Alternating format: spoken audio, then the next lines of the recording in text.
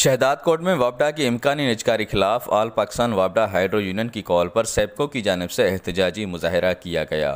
इस मौके पर सेप्को मुलाजमीन का कहना था कि वापडा मुलाजमीन मसाइल का शिकार हैं, लेकिन हुकूमत मसाइल हल करने को तैयार ही नहीं।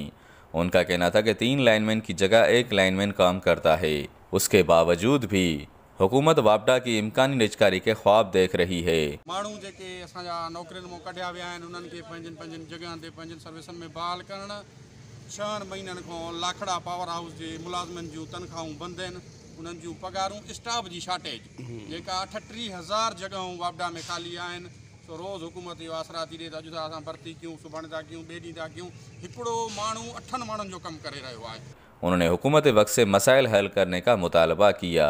Saddam Solanki, global news, Shahdad coat.